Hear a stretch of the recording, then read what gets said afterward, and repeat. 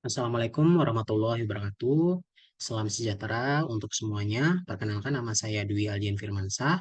Pada video kali ini saya akan melakukan presentasi untuk ujian akhir semester mata kuliah Data Warehouse. Nah, untuk soalnya sendiri atau instruksinya yaitu membuat langkah-langkah dalam membuat model data warehouse dan juga studi kasusnya. Baik, saya akan langsung masuk ke pembahasan atau pemaparan yang pertama. Di sini ada poin-poin yang nantinya akan saya bahas atau yang ada di presentasi kali ini. Yang pertama ada konsep model data warehouse, ada tujuan dari model data warehouse, ada perancangan model data warehouse yaitu langkah-langkahnya. Terus yang keempat adalah studi kasus desain model data warehouse. Konsep model data warehouse. Model data gudang atau model data warehouse merupakan representasi konseptual dari bagaimana data itu diatur dan saling berhubungan. Jadi ada relasi antar data yang ada di dalam gudang data. Nah, ini akan membantu dalam merancang struktur data yang mendukung untuk analisis pada sebuah bisnis yang kompleks. Nah, model data itu berfungsi sebagai alat strategis untuk bisnis. Nah, hal ini dirancang untuk memudahkan akses dan analisis data, mengintegrasikan informasi dari berbagai sumber, dan juga mendukung pengambilan keputusan yang lebih baik. Jadi, biasanya untuk model data ini membantu dalam membuat sebuah tampilan ya, dan biasanya model data ini ada hubungannya dengan data mart gitu. Nah, berikutnya adalah tujuan dari model data warehouse. Nah, yang pertama adalah sebagai alat bisnis strategis. Nah, menjadi alat strategis yang memungkinkan analisis data itu menjadi lebih dalam, lebih komprehensif, di mana dapat terjadi pengambilan keputusan yang lebih baik dan juga melakukan planning atau perencanaan suatu bisnis yang lebih efektif. Nah, lalu yang kedua itu adalah organisasi dan akses data, di mana model data ini berfungsi untuk menyusun sebuah data dalam sebuah struktur yang memudahkan dalam penyimpanannya dan juga mengakses serta mengolah informasi dengan cara yang efisien. Nah, terus yang ketiga yaitu penggabungan data, di mana data ini pada model data ini akan dilakukan integrasi data dari berbagai macam sumber untuk memberikan pandangan yang menyeluruh tentang informasi bisnis yang penting. Gitu. Jadi, hampir semua tujuan model data warehouse ini untuk memberikan sebuah analisa atau memberikan informasi yang pastinya penting untuk sebuah perusahaan, organisasi, ataupun instansi yang menggunakan atau yang ingin mencari informasi untuk pengambilan keputusan atau untuk perencanaan sebuah bisnis atau untuk hal-hal lainnya ya, mungkin yang lebih ke operasional gitu pada perusahaan, organisasi, atau instansi tertentu. Nah, yang untuk section selanjutnya adalah perancangan model data warehouse, di mana perancangan ini merupakan langkah-langkah atau step untuk membuat model data warehouse. Nah, yang pertama kita harus memahami dulu nih tujuan dan proses bisnis. Jadi kita harus analisa dulu nih tujuan proses bisnisnya apa.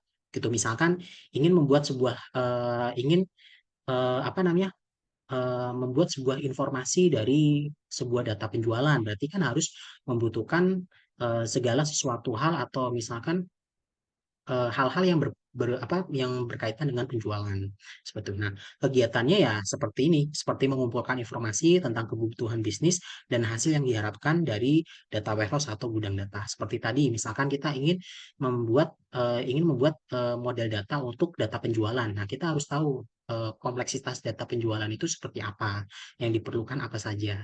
Nah, hasilnya adalah deskripsi rinci tentang persyaratan yang harus dipenuhi oleh data warehouse yang akan digunakan sebagai dasar untuk desain yang lebih lanjut. Hal ini juga mencangkup identifikasi sumber data, jenis analis yang diperlukan, dan hal bisnis yang ingin dicapai. Jadi ada target, ada tujuan, ada proses, dan juga ada targetnya. Nah, lalu untuk yang kedua, ini adalah membuat model konseptual. Nah, model konseptual ini memberikan gambaran umum dari struktur data yang diusulkan. Nah, termasuk tabel fakta dan juga tabel dimensi. Nah, tabel fakta sendiri itu merupakan tabel utama yang berisi ukuran numerik atau misalnya total penjualan dan mengidentifikasi dimensi, misalnya kode produk. Nah, sementara untuk tabel dimensi sendiri itu adalah tabel yang berfungsi sebagai referensi untuk pengidentifikasi dalam tabel fakta, seperti tabel produk atau tabel pelanggan, seperti itu. Nah, contohnya di sini ada gambar ini fact table ID, terus di bawahnya ada dimension apa namanya? Dimension table. Nah, di sini bisa dilihat ya, dimension terus ini measure. Nah, terus di atas ini adalah fact table. Nah, yang ketiga adalah membentuk model data. Nah, model data itu ada tiga, ya. Yang pertama, skema bintang atau star skema, di mana tabel fakta itu berada di pusat dengan tabel dimensi yang mengelilinginya. Jadi membentuk pola bintang. Jadi karakteristik dari skema bintang ini ya seperti bintang. Jadi tabel fakta itu ada di tengah. Nah, terus untuk percabangannya itu adalah tabel dimensi. Nah, untuk skema snowflake itu adalah tabel fakta dikelilingi oleh hierarki tabel yang dinormalisasi membentuk pola snowflake. Jadi mengurangi redundansi data dengan normalisasi dan kelemahan dari apa namanya Snowflake ini sendiri adalah query itu bisa menjadi lebih kompleks karena tabel yang lebih banyak. Memang untuk skema Snowflake ini nanti gambaran tabelnya itu akan lebih banyak dibandingkan em, skema bintang atau star skema. Nah, sementara tadi yang star skema ini juga memiliki kelemahan di mana kelemahannya itu ada pada pengulangan data di tabel dimensi. Nah, selanjutnya adalah skema konstelasi atau constellation skema. Nah, di mana beberapa tabel fakta dengan tabel dimensi yang dapat dibagi di antara tabel fakta. Nah, menyediakan fleksibilitas untuk analisis yang lebih kompleks.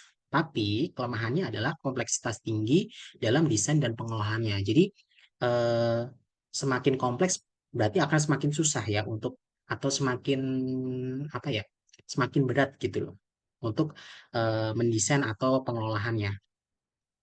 Nah, berikut adalah contoh dari model-model data. Ini adalah ilustrasi skema, di mana ada star skema, terus ada snowflake skema. Nah, di sini bisa dilihat tadi seperti yang saya jelaskan, untuk yang tabel warna hijau itu adalah fact table atau tabel fakta. Nah, untuk star skema ini adalah dimensi tabelnya itu mengelilingi, jadi membentuk seperti bintang. Nah, sementara untuk snowflake skema ini di sini ada, contohnya di sini ada dua tabel. Satu tabel pun juga bisa. Tapi di sini ada satu tabel di mana satu tabel itu memiliki dua dimensi ya, dan satu tabel dimensi itu memiliki percabangan atau grouping tabel seperti itu. Nah, lalu yang keempat adalah merancang model data konseptual. Nah, di mana kita dapat membuat diagram yang menunjukkan tabel fakta, tabel dimensi, dan hubungan atau relasi antar mereka tanpa perlu detail yang teknis. Jadi ini masih konsepnya aja, jadi belum detail. Nanti ada sendiri detailnya, nanti akan saya jelaskan. Nah, tujuannya untuk menyediakan gambaran umum yang jelas untuk mendapatkan umpan balik atau feedback dan persetujuan dari pemangku kepentingan gitu. Jadi atau penggunanya. Nah, ini memastikan bahwa desain model akan memenuhi kebutuhan bisnis dan menghindari masalah di kemudian hari atau misalkan pada saat nanti proses eh, implementasi atau pengujiannya gitu. Nah, ini adalah model data konseptual dengan constellation skema atau skema konstelasi. Nah, di sini yang tadi saya jelaskan, di mana skema konstelasi itu identiknya itu ada satu tabel atau beberapa tabel yang sharing dengan tabel fakta. Nah, di sini bisa kita lihat, di sini ada tabel produk dan juga tabel time yang sharing eh, dengan tabel fakta sales dan juga tabel fakta procurement. Sementara untuk tabel dimensinya, ini ada client, ada provider, ada buyer agent, dan juga ada salesperson. Oke, yang kelima adalah membuat model data logis. Jadi tadi dari yang konsep, sekarang yang lebih logis lagi. Nah, di mana kita mengembangkan model logis itu dari model konseptual dengan menyertakan semua entitas, atribut, dan hubungan yang lebih rinci. Jadi lebih semakin detail atau lebih semakin komprehensif gitu untuk relasi tabelnya. Nah, prosesnya itu adalah mensalin model konseptual dan memperluas untuk menyertakan detail yang lebih mendalam. Tentukan semua entitas, atribut, dan hubungan atau relasi yang diperlukan, serta lakukan validasi model dengan pemangku kepentingan untuk memastikan bahwa model ini itu sudah memenuhi persyaratan bisnis atau tujuan bisnisnya. Itu. Nah, bisa dilihat di sini model data logis itu bisa dikatakan lebih detail ya, lebih komprehensif dibandingkan model data konsep tadi. Nah, di mana contohnya di bagian sales fact table itu ada yang namanya sales fact ID, ada unit sales, ada sales amount, ada produk SKU dan lain sebagainya. Begitu juga pada tabel-tabel yang lain. Nah, yang keenam ini adalah model data fisik, di mana model data fisik ini adalah bisa dikatakan final model gitu loh, dari model konseptual ke model logis, lalu ke model data fisik. Nah, model data fisik ini adalah representasi akhir dari bagaimana data akan disimpan. Jadi sebelum disimpan ke dalam DBMS atau manajemen basis data, kita selesaikan dulu. Nah, dengan cara bagaimana?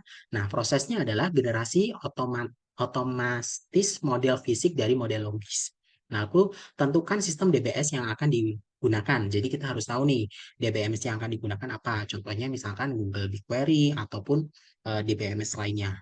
Nah, lakukan validasi juga model fisik untuk memastikan kompatibilitas dengan DBMS yang dipilih dan mendeteksi potensi masalah. Jadi harus relate ya antara DBMS dan juga kompleksitas dari model data yang kita buat, khususnya pada tahap model data fisik ini.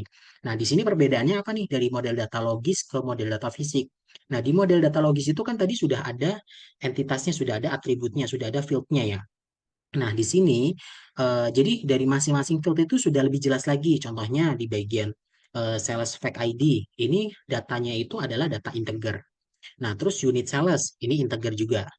Nah, terus untuk sales amount ini adalah data accounting ya atau data dalam bentuk uang. Nah, begitu juga tabel lainnya, contohnya tabel klien. Di sini untuk klien ID ini apa namanya? Untuk datanya itu ada berbentuk char ya, ada maksimalnya misalkan maksimal 20. Begitu juga client name. Untuk field client name itu bentuk varchar yaitu misalkan maksimal 200. Begitu juga pada tabel-tabel yang lain. Jadi lebih lebih apa? Lebih detail lagi. Jadi benar-benar ini sudah menjadi model data akhir yang siap untuk disimpan ke dalam database management system atau DBMS. Nah, langkah yang terakhir itu adalah tinggal implementasi, di mana tadi implementasi ya tinggal di eh, apa eh, sambungkan aja atau tinggal disimpan ke DBMS yang kita gunakan. Di mana kita bisa menerapkan model data fisik pada DMS dengan menjalankan script yang dihasilkan. Nah, tujuannya adalah untuk membangun gudang data yang sudah siap digunakan sebagai penyimpanan dan juga analisis data. Dan yang perlu diperhatikan adalah verifikasi implementasi untuk memastikan bahwa semua komponen itu bekerja seperti yang diharapkan dan siap untuk diisi dengan data. Jadi sebelum nantinya diimplementasi dan digunakan, itu kita harus benar-benar perhatikan kembali ya, apakah model data itu sudah sesuai dengan nanti informasi atau analisa data yang akan digunakan, terus tujuannya atau tidak gitu. Jadi sebelum diimplementasikan harus diverifikasi ulang. Nah, berikut adalah studi kasus model data warehouse, di mana untuk studi kasus ini saya mencari di sebuah jurnal ya, di mana jurnal ini nama jurnalnya atau nama penelitiannya itu adalah Data Warehouse Model based on Kimball Methodology to support decision making in asset maintenance. Nah, penelitian ini berfokus pada pengembangan data warehouse untuk mendukung pengambilan keputusan ya dalam pemeliharaan aset jaringan Pusintek Unit Teknologi Informasi di Kementerian Keuangan Indonesia. Nah, penelitian ini menggunakan pendekatan dimensional modeling Kimball yang melibatkan langkah-langkah berikut. Yang pertama, menentukan proses bisnis. Yang kedua adalah menentukan granula. Terus yang ketiga, mengidentifikasi dimensi. Yang keempat, mengidentifikasi fakta. Nah, berikut adalah hasil dari desain data mart dengan metode star schema. Nah, jadi seperti yang tadi saya katakan, di mana untuk skema dari data warehouse ini akan berkaitan dengan desain data mart yang nantinya akan ada di data warehouse gitu. Nah, di mana di sini metode yang dipilih itu adalah star schema karena memang mudah dipahami sehingga memudahkan dalam pembuatan query-nya. Jadi di database itu pastinya ada query. Jadi teman-teman pasti tahu, oh database itu pasti ada query, ada perintah gitu. Nah, terdapat juga tabel fakta, di mana tabel fakta ini namanya adalah infrastruktur dan juga tabel dimensinya ini adalah ada D area, ada D EOS, ada D status pemeliharaan, ada D garansi, ada D kategori, dan ada D merek. Nah, di mana hasil pengujian menunjukkan penerimaan sebesar 95%, yang berarti 90% pengguna itu menerima dan puas dengan sistem yang dikembangkan. Jadi, ini itu adalah salah satu proses yang dikembangkan dalam penelitian ini, gitu. Jadi, penelitian itu membuat sebuah eh, dashboard ya, atau membuat sebuah sistem dengan implementasi model data warehouse menggunakan star schema. Oke, mungkin itu saja yang bisa saya sampaikan untuk langkah-langkah dalam membuat model data warehouse dan juga contoh studi kasus atau penerapan dalam membuat dalam membuat model data warehouse itu pada sebuah penelitian yang asli ya, atau pada sebuah penelitian yang real. Eh, Dan presentasi kali ini saya cukupkan dan mohon maaf apabila masih ada informasi yang kurang relevan atau tidak sesuai dengan ekspektasi atau harapan Bapak Novi selaku dosen pengampu mata kuliah Data Warehouse. Dan saya juga ucapkan terima kasih atas materinya selama ini, atas video materinya, atas sharing sectionnya selama ini. Mungkin cukup sekian. Wassalamualaikum warahmatullahi wabarakatuh.